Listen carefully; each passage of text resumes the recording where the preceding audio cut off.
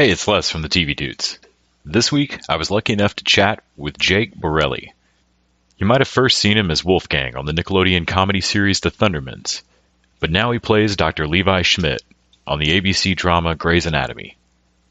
We talk about his character's recent coming out on the show, how he got to LA, what he loves about his job, and much more. Plus, he gives us some helpful tips on how you can prepare for a Grey's Anatomy audition yourself. I'm just kidding, there's no way to prepare for a Grey's Anatomy audition. It's a fun interview, and I hope you enjoy.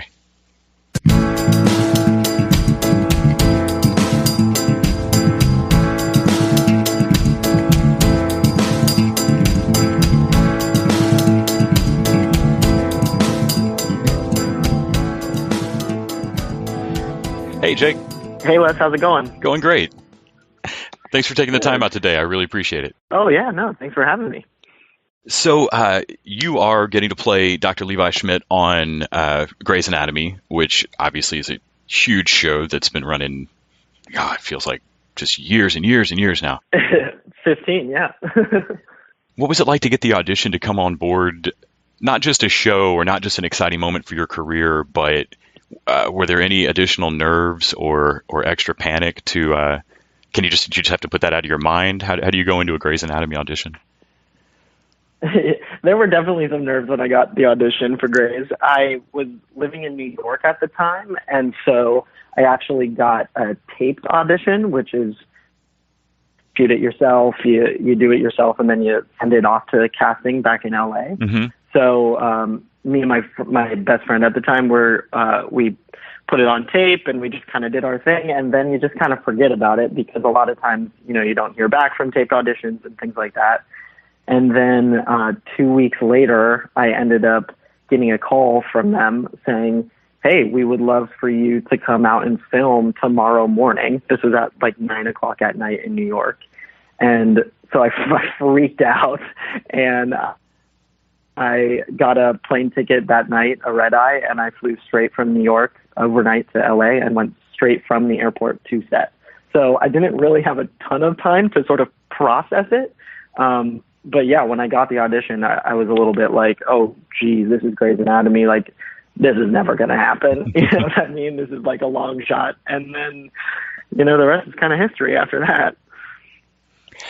You've done a ton of TV and some of the stuff, like I knew I'd seen you on Greek. I'd seen you in, shows here and there, iCarly and things like that. Yeah. What was your path from Ohio to New York to auditions when you were a kid that just liked theater in high school and then moved forward with it?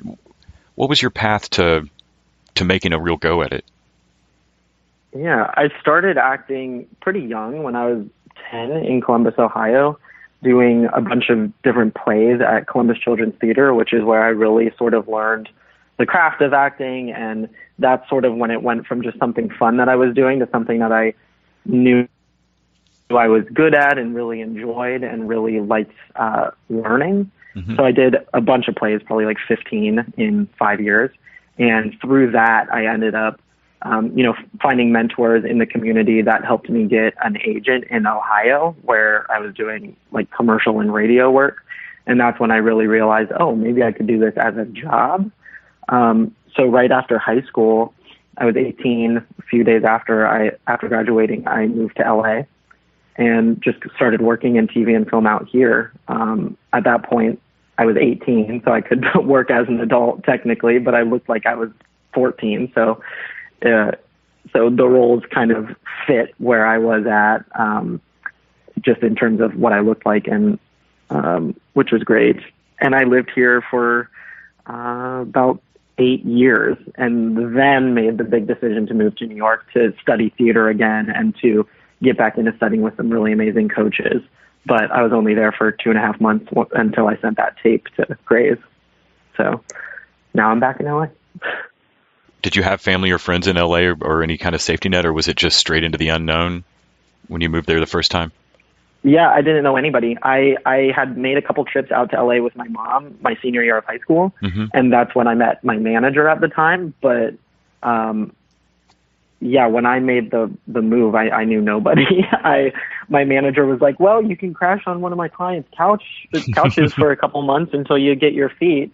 And for some reason, my parents let me do that. So I literally just got on an airplane with 2 big duffel bags and had no idea. I remember me and my mom actually went to the Chinese theater on Hollywood and Highland, which, looking back now, was like the dumbest thing to do. But we went, and there was like an information booth.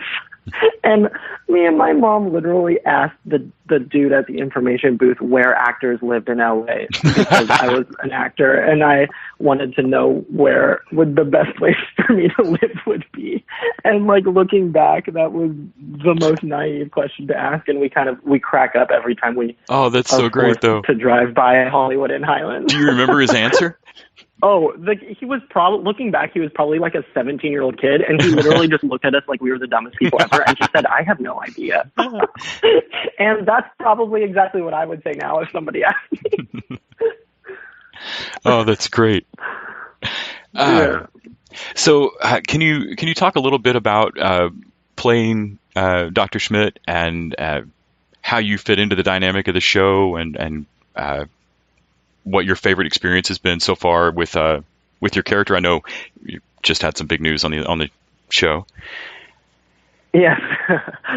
Yeah, I love playing Dr. Levi Schmitt. He's amazing. He's a goofball. He's fumbly. He's nervous. So he kind of plays a little bit of the comic relief in contrast to some of these more established doctors who know what they're doing and are already in their power. So that's what I like about him. He's still learning and he's still fumbling his way through. So you also get to be the character that it's a little fish out of water for him, which is great. And we get to follow him through this hospital, sort of navigating an already established group of people. So it's almost in a way like he becomes more relatable in that sense, because a lot of the viewers, including myself, are not doctors. So I find myself relating to him just on that level.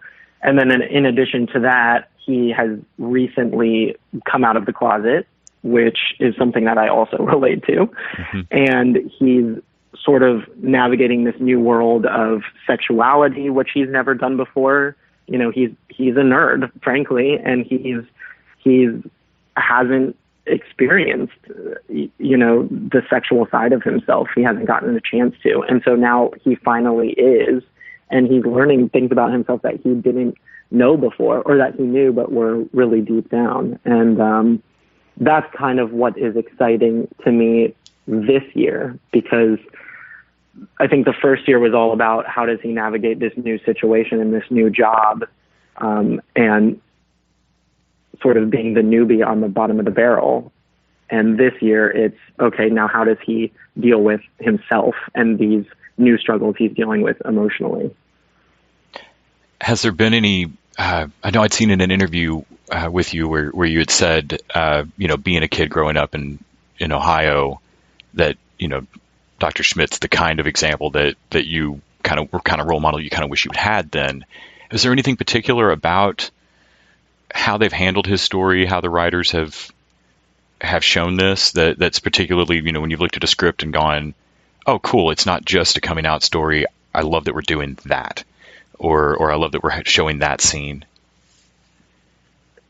Yeah, when I was growing up, I sought out gay stories because there weren't that many. I mean, when I was a teenager, it was sort of the beginning of sort of the shift in the television landscape, and there were more and more gay characters cropping up, but there weren't as many as there are now when I was younger. And a lot of the stories that I saw tended to skew towards a darker tone, and it was a lot of coming out stories that dealt with struggle and dealt with families that weren't accepting and dealt with characters that also weren't accepting of their own sexuality.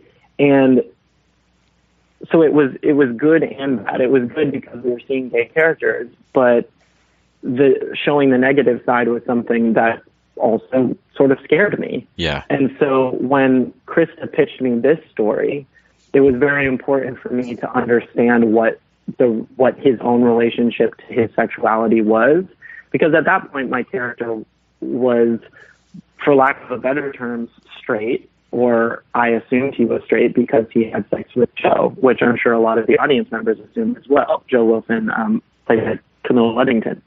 And so I really wanted to know what his relationship to his own sexuality was. And through our discussions, we sort of came up with this idea that he was okay with his sexuality, or he just didn't understand it yet. And that was the actual struggle. It wasn't that he was necessarily against his sexuality or having, a ton of repression that he needed to wade through. It was more that he was just confused. He had never been asked these questions, and he had never asked them of himself either. And that was the struggle that I was really excited about diving into, was just sort of almost like a coming of age in your own sexuality, as opposed to really battling your demons. It was a different type of struggle that I hadn't seen before. And you personally also came out on social media, at least, kind of right after the episode. Is that right? Yes. And I'd seen in the interview that you had been out to your family and friends. Can you talk a bit about what it was like straddling that, going home and being out, but was it more just not mentioning it as far as your public career went, or what was it like to kind of be part way? Yeah, I mean, I've been out to my friends and family for a long time now, and that includes friends within the industry. I mean, certain projects that I worked on, I did a Nickelodeon show called The Thundermans for a really long time, and the group of friends that I created over the years on that show, I was out to them as well, and we would hang out outside of work, and so it wasn't even that I separated it with the industry as well. It was more I had never publicly come out. So like a day-to-day life for me just was pretty normal. I didn't feel like I had to, edit myself in any way at all. It's just that now with my role on Grey's Anatomy and the fact that my character is coming out, it's much more in the limelight in a way, and people are asking and people are curious, and I feel like I have a platform now and a larger audience base that I do feel a responsibility to be honest with them, just like I'm honest with my friends. So this was almost pretty much the first opportunity where I was able to speak to such a large audience, and that's why I wanted to be honest and authentic right now. That's great. I kind of wondered if like knowing that it's probably not a huge shift in your day-to-day life so much as like when you told your family, for instance. Right, exactly. But at the same time, there is still a responsibility to speak and to recognize that like you said, you do have a platform now. You're on a major television show with a gay character. We're finally at a point where it's not just the same gay story being told every time. It's just I thought it was really wonderful when I read that. Well, thanks. You said you shifted your focus to New York, and then they drag you back in. But what was it that took you out to New York, or where were you when you decided I want to study more? I want to get better. Was that a wanting to change maybe a direction in your career, or just a hole you saw in your skill set? I'm such a class kid, for lack of a better term. My friends always know me as like, oh, he can't hang out today because he's going to class. I love learning. I have so many acting coaches in all different fields. I have a a scene study acting coach. I go to breath therapy. I do Alexander technique and Linklater technique. I love learning and getting better. And that's something that has been constant throughout my career and throughout my life. And I was just coming off of the movie #Reality High, which was a Netflix original movie. And so I had some success on the business side, and I was gaining some attention from that. And I had always wanted to move out to New York and to study with coaches that I had admired out there, and also to sort of dip my foot into the theater world. And so I sort of had this debate of, okay, could I take this sort of inertia that I'm gaining from this Netflix movie and really dive back into auditioning here in LA, or maybe I can use that fire to go and start something in New York. And ultimately that's what I decided. I had been auditioning for the Harry Potter play, which like blew my mind that I was even getting callbacks for that. And so I was like, well, shoot, maybe this could work. Maybe I could go do theater. And so I went to New York for 10 days and auditioned for Harry Potter, and then came back and instantly told my reps, I was like, you guys, I'm moving there. I'm sorry. And so I just made the choice. From the business side, did you get any flack for like, no, you're disrupting a great thing? I was so nervous that my reps would be against it. I remember I sat them down. I like called a dinner meeting, which I never do. And I was like, you guys, I have something really intense to ask you. And they were like, okay, what's up? And I was like, I want to move to New York. And their faces just went like dead. And I was like, okay, they're going to drop me. They're going to drop me. And they were like, oh my God, I thought you were about to tell us something awful. Yeah, go to New York. And so I was very relieved. That's and great. I instantly sold my car and quit my job and moved to New York. Oh, that's great. Well, man, I can't thank you enough for taking out the time today. I know you were super busy on set. I'm looking forward to seeing what you get to do next. Oh, thank you very much. And thank you. Thanks for the call. Bye.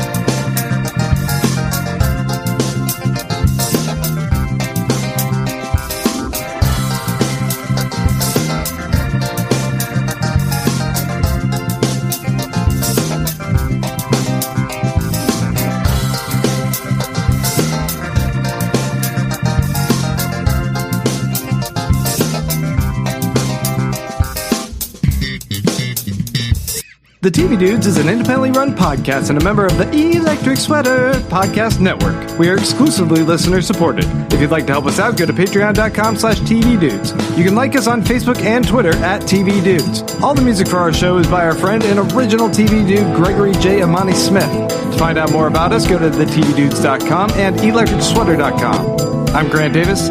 Thanks for listening.